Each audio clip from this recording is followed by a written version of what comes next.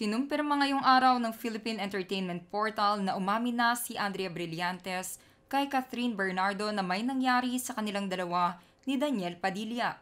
Sa mismong bahay ni Daniel, nakatabi ng bahay ng ina nito na si Carla Estrada. Ayon pa sa aktres, ay pinapunta daw siya ni Daniel sa bahay nito at doon nga ay mayroong nangyari sa kanila. Umamin din si Andrea na palihim nilang itinago ang relasyon nila simula pa noong taong 2021. Ito ang buong detalye.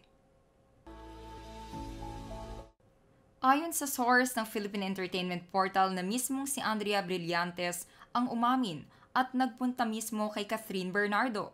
Ayon sa kanilang source, tinawagan daw ni Andrea si Catherine sa telepono at sinabing gusto niyang makausap si Catherine in person.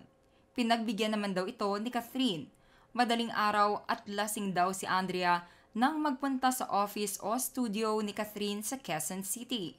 Dito na raw isiniwalat ni Andrea ang lihim na pagtatago nila ni Daniel Padilla. Nagtagpo sina Daniel at Andrea sa bahay ni Daniel Padilla noong November 2021, kasabay ng pagdiriwang ng kaarawan ng ina ng aktor na si Carla Estrada. Magkatabing properties daw ang lugar ng mag-inang Daniel at Carla. Ngunit magkahiwalay ang kanilang mga bahay at hindi rin daw alam ni Carla ang pagtatagpo nila ni Daniel at Andrea. Noong panahon na iyon, si Catherine ay 25 years old, si Daniel ay 26 years old at si Andrea naman ay kaka-18 years old pa lamang. Inamin din ni Andrea na may nangyari sa kanila ni Daniel sa mismong bahay ng aktor. Ayon pa sa mismong source nila ay pinakita daw ni Andrea kay Catherine lahat ng landian nila ni Daniel Padilla sa text. Kasama raw na pinabasa ni Andrea kay Catherine ang mensahe mula kay Daniel na nagsasabing, "Ayusin mo yan." Sa paliwanag ng ulang source, iyon daw ang sagot ni Daniel nang magsumbong si Andrea na may ibang tao nang nakakaalam sa kanilang ugnayan. Ilang araw lamang mula nang magsama sila sa bahay ng aktor. At ito ay ang dati niyang karelasyon na si Seth Fedelin. Game, pangalanan mo! Nagsiselos ako, crush na kasi si Kuya DJ. Oh, baka sabihin mo, hindi ako patas, hindi ako totoo. Totoo po yun.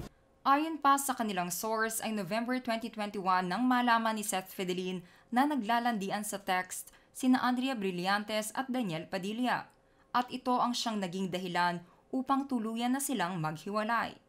Ayon pa dito ay may resibo si Seth Fedelin na mga palitan ng usapan nila Andrea at Daniel.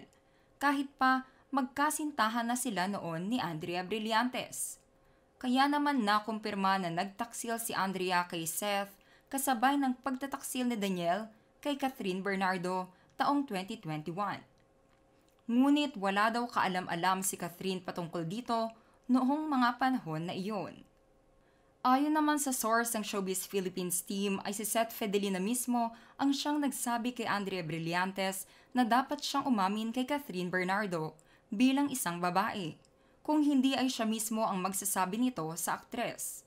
Ayon pa sa aming source ay mahal pa din ni Seth si Andrea kahit na nag-break sila noon dahil patuloy pa din niyang pinoprotektahan ang aktres kahit break na sila.